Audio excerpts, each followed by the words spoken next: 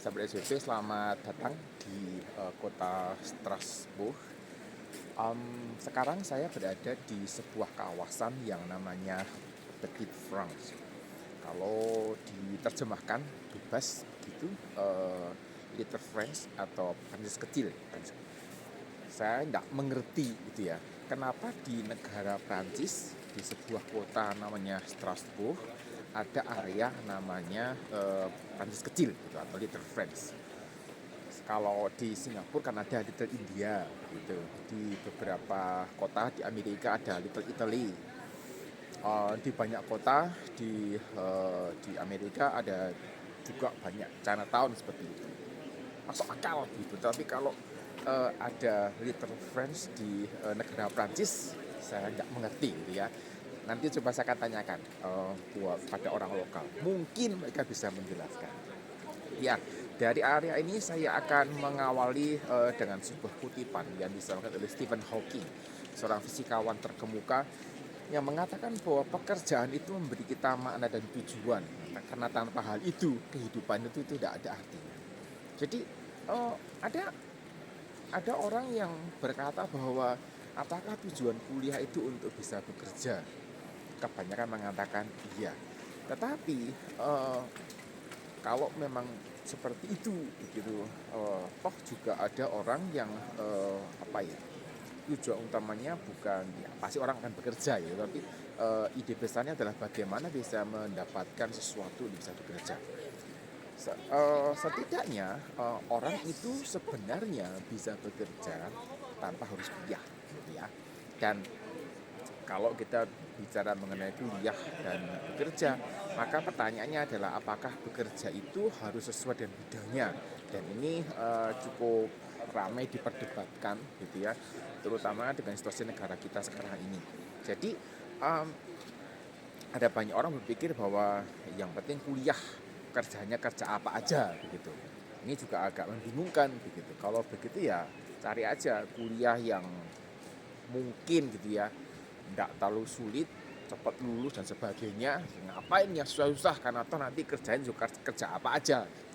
Nah, terkait dengan situasi ini ada pertanyaan begitu, apakah seorang sarjana pendidikan itu harus menjadi guru? Jawabannya tidak, dan ini pernah saya bahas dalam sebuah video. Saya lupa videonya, nanti kalau ada saya akan tampilkan.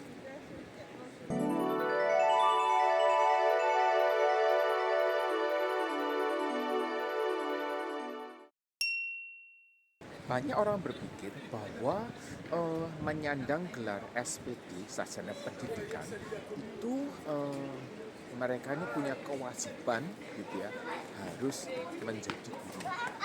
Artinya tidak ada pilihan pekerjaan yang lain selain menjadi seorang guru. Sehingga apa ya, kalau bicara takdirnya gitu ya, takdirnya itu sudah ditentukan. Begitu masuk jurusan ilmu pendidikan, maka otomatis dia akan menjadi guru gitu. Dan kalau kita melihat sebenarnya SPD sendiri adalah sarjana pendidikan, yang artinya adalah orang yang seharusnya menguasai ilmu pendidikan. Tentu saja menjadi seorang guru itu perlu namanya gitu ya, perlu ilmu yang namanya pendidikan. Tetapi masalahnya adalah menjadi seorang guru itu bukan hanya cukup punya atau menguasai ilmu pendidikan, tetapi juga ada modal-modal lain yang mesti dimiliki.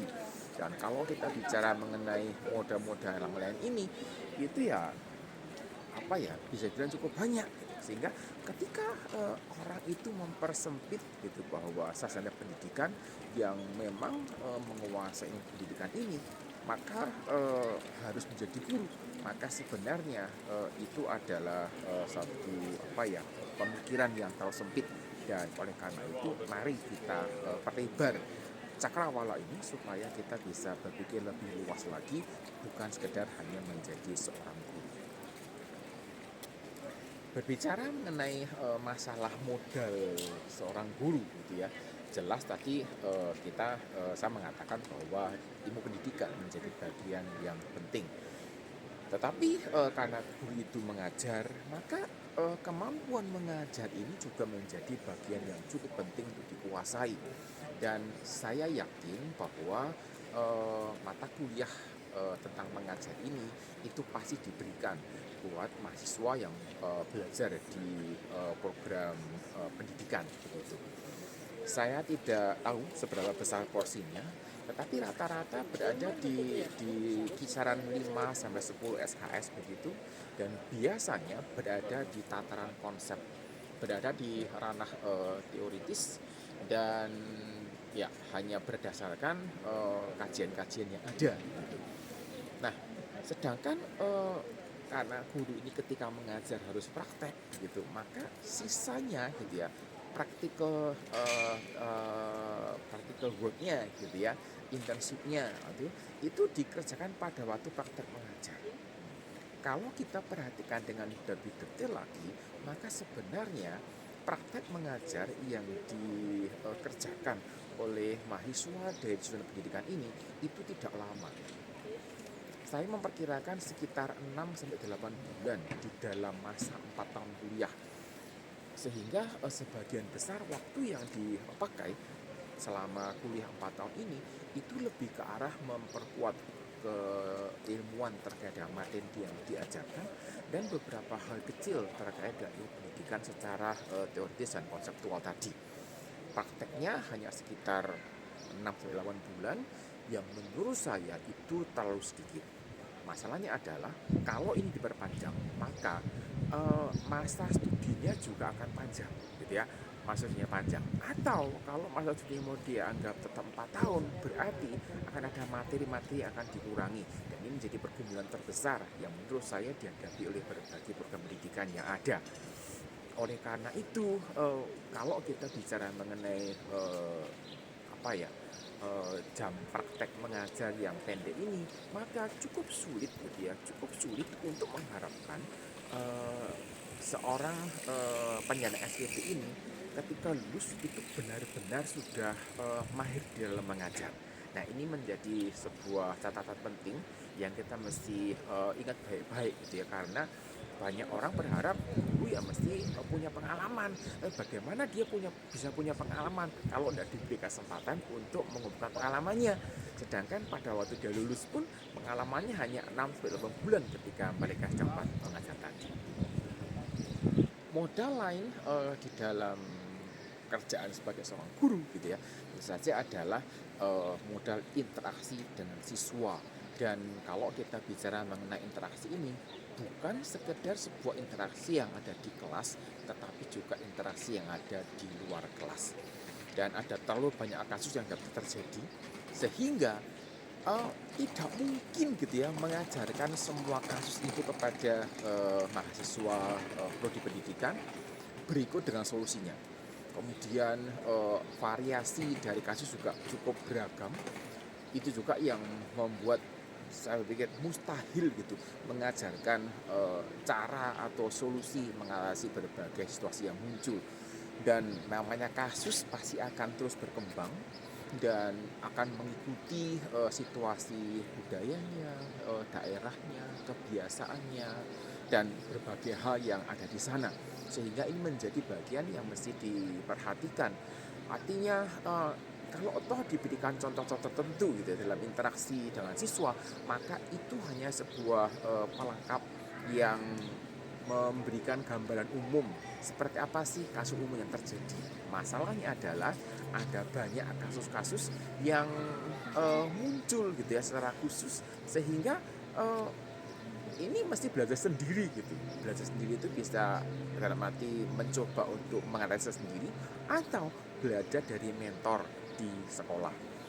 Karena saya yakin bahwa sekolah yang bertanggung jawab akan memberikan mentor kepada guru yang baru, guru yang masih muda, guru yang belum punya pengalaman ini, untuk belajar dari seniornya bagaimana mengatasi sebuah masalah.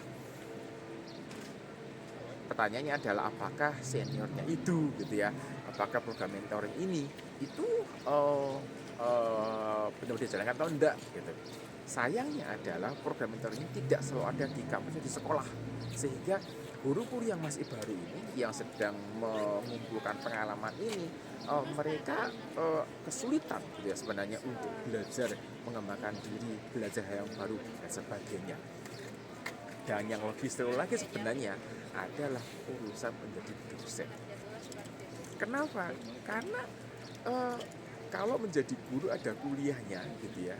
Menjadi guru itu ada kuliah di pendidikan. Terus kalau mau jadi dosen, kuliah di prodi apa begitu. Nah, itu nanti cek ya, ada videonya terkait dengan kuliah apa yang mesti diambil untuk prodi dosen tadi. Kerjaan apa gitu ya yang dapat diambil oleh seorang penyandang SPD selain menjadi guru. Nah, itu ini ada beberapa yang lewat di otak saya. Yang pertama adalah menjadi penulis buku mapel.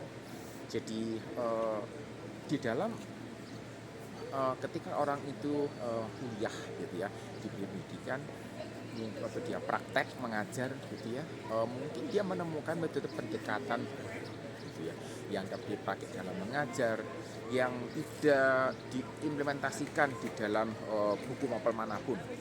Kemudian ini akan menjadi bagian yang menarik gitu ya ketika pendekatan yang sudah ditemukan ini itu diaplikasikan, kemudian hasilnya kok bagus, kok menarik begitu, dicoba di beberapa tempat hasilnya juga cukup memuaskan gitu ya. Nah, mengapa tidak diintegrasikan dalam sebuah buku mata pelajaran? Dan itu menjadi sesuatu yang dapat dilakukan. Jadi menulis buku mapel tertentu, misalnya menulis buku mapel apa tentang sejarah atau tentang geografi misalnya, dan ini metode dapat diintegrasikan di dalam alur berpikir atau alur belajar di dalam buku mapel tadi. Saya juga menulis sebuah buku dasar-dasar sistem linear yang diterbitkan oleh penerbit Andi. Itu juga merupakan buku yang saya tulis terkait dengan mengimplementasikan cara mengajar materi yang saya pakai ketika ada bersama dengan mahasiswa. Menjadi cukup menarik gitu ya karena sudah dicoba dan hasilnya menurut saya cukup memuaskan gitu. Nah, masalahnya adalah menulis buku ini perlu paham kurikulum, dan itu berarti perlu investasi waktu membaca, mengerti gitu ya apa yang mesti dikerjakan. Tantangan terbesarnya adalah ketika kurikulum itu berubah, maka buku itu tidak laku lagi. Mesti nulis ulang bukunya, apalagi kalau urutan materinya itu berbeda. Ini menjadi tantangan tersendiri yang dihadapi para penulis buku di Indonesia terkait dengan perubahan kurikulum yang seringkali mendadak dan kadang-kadang hanya berganti urutannya aja. Kedua, orang bisa menjadi konsultan pendidikan. Tentu saja modal utamanya adalah ilmu pendidikan yang dikuasai, pengalaman ketika menjadi guru, mungkin pengalaman ketika menjadi kepala sekolah, mungkin pengalaman ketika mengelola sekolah dan sebagainya. Ini menjadi pelajaran berharga yang dapat dipakai sebagai modal menjadi konsultan pendidikan tadi. Dan Anda mesti punya mesti punya pengalaman yang cukup mumpuni di pendidikan, punya pengalaman menangani berbagai macam kasus, sehingga secara nyata Anda bisa memberikan pandangan-pandangan dan solusi terkait dengan situasi yang ada. Jadi pastikan gitu ya, ilmu pendidikan dikuasai dengan baik, punya pengalaman yang nyata dalam dunia pendidikan yang bisa dipakai gitu ya, menolong. Dan ini terkait dengan bagaimana membenahi manajemen sekolah, bagaimana menyiapkan pelatihan guru, bagaimana monitoring guru, monitoring kurikulum, monitoring proses belajar, dan sebagainya. Jadi bagian-bagian yang mesti diperhatikan, karena kalau kita bicara mengenai hal ini, maka sebenarnya ada cukup banyak sekolah yang punya pergumulan terkait dengan bagaimana mengelola sekolahnya. Dan sebagai pendidikan juga terkait dengan bisa bertemu dengan orang tua, bisa menolong orang tua ketika menghadapi permasalahan pendidikan terkait dengan hal yang tadi.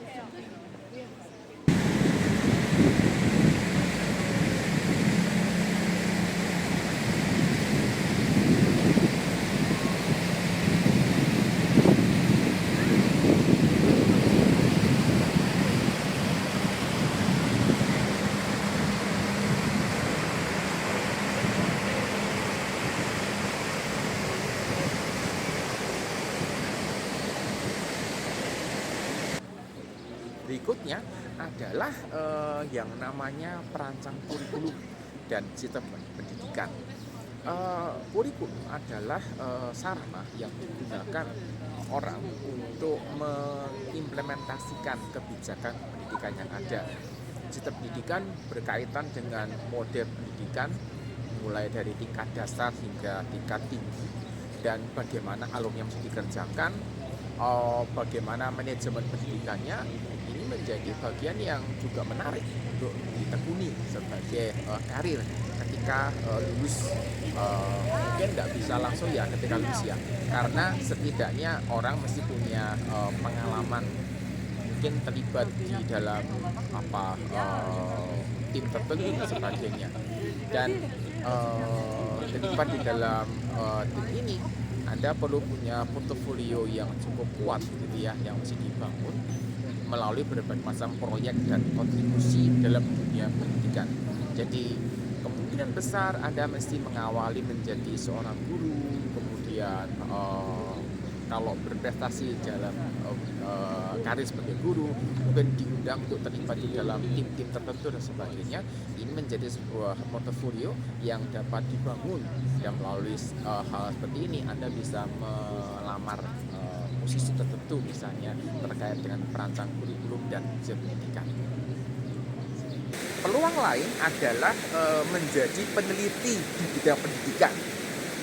Saya dekat air terjun kecil begitu ya, jadi suaranya cukup keras.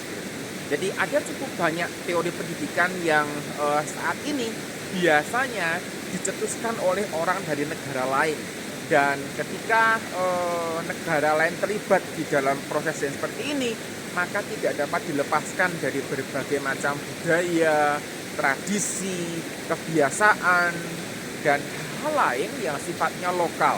Jadi ketika sebuah teori atau konsep pendidikan itu mau dikerjakan atau diaplikasikan di negara lain, maka mesti diadaptasi, disesuaikan, dan sebagainya. Bisa jadi ini sebuah penghambat tersendiri. Oleh karena itu saya melihat ada peluang gitu ya, menjadi peneliti di bidang pendidikan yang benar-benar lokal gitu ya, atau bagaimana meneliti kajian-kajian yang dikerjakan misalnya di Amerika atau di Australia atau di Jepang misalnya, atau di Korea atau di Thailand misalnya, kemudian itu berhasil di sana, kemudian mau dikerjakan di Indonesia, hal apa yang mesti dimodifikasi, hal apa yang mesti disesuaikan, kemudian bagaimana pengujiannya dan sebagainya. Ini adalah sebuah proyek besar menurut saya yang cukup menarik yang dapat dikerjakan ketika kita bicara mengenai karir di bidang pendidikan ini. Tentu saja ini dapat dikerjakan oleh teman-teman dosen yang ada di pendidikan. Saya melihat kok cukup besar peluangnya yang dimanfaatkan, sehingga kalau memang ada kesempatan, mengapa tidak.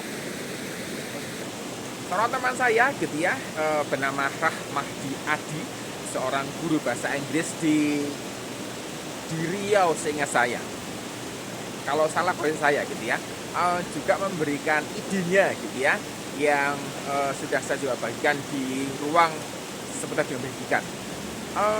Ide pertama dari dia itu ya adalah media influencer di bidang pendidikan.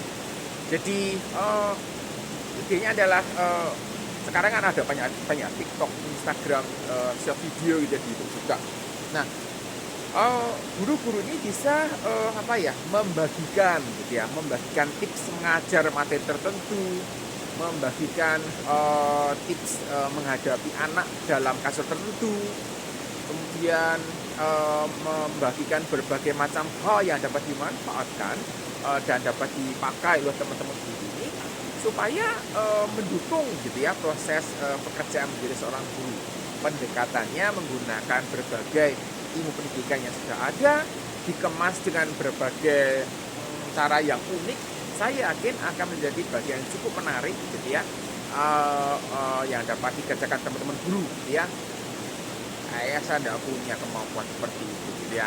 Jadi kalau ada yang punya kemampuan yang seperti ini, membuat video pendek, berbagai tips yang ada, ini menjadi aset tersendiri yang dapat dipakai seingat saya pernah ada platform yang juga dibuat oleh Kementerian Pendidikan Indonesia untuk guru-guru ini bisa berbagi tips mengajar, siswa dan berbagai hal yang lain. Saya tidak tahu apakah masih ada, tetapi ini menjadi bagian cukup menarik untuk dikerjakan. Banyak orang berpikir bahwa menjadi wartawan itu mesti sekolah jurnalis, kuliah di prodi komunikasi gitu ya. Tetapi menurut saya seorang yang punya gelar SPD seperti disebutkan oleh Rahmadi Adi tadi bisa menjadi jurnalis di bidang pendidikan.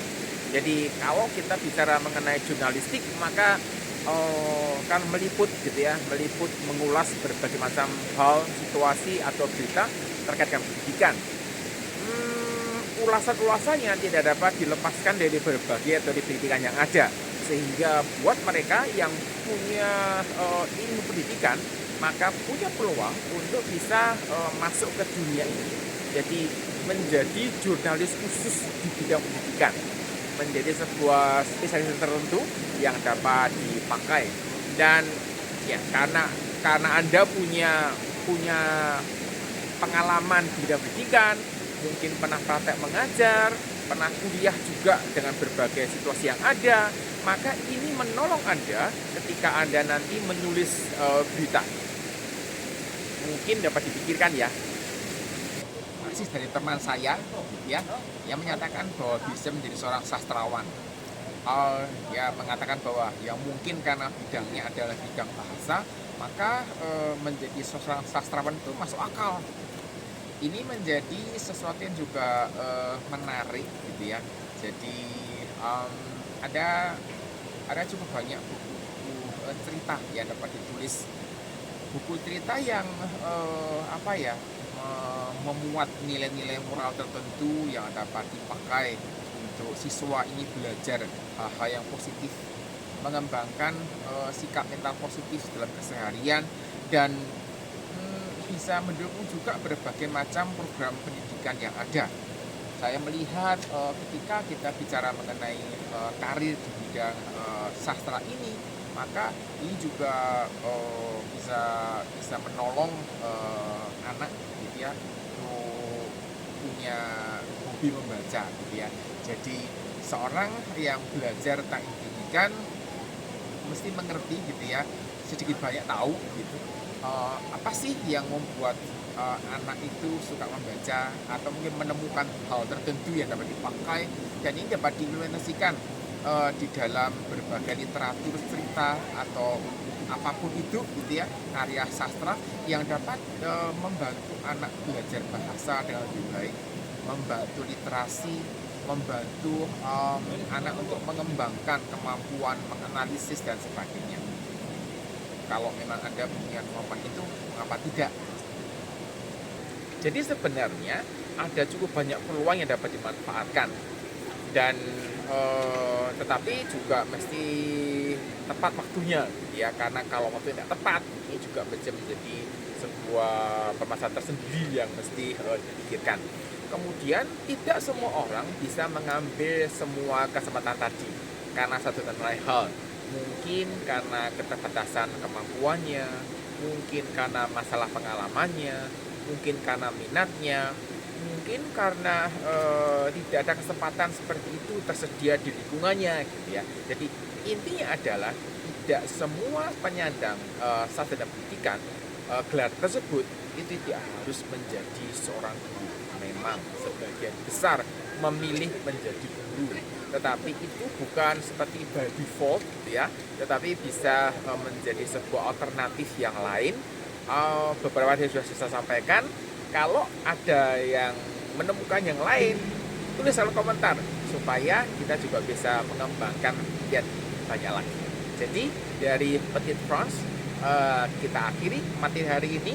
Semoga banyak penyandang gelar SPD gitu ya, yang juga bisa mengembangkan karir di berbagai tempat yang berbeda. Sampai jumpa.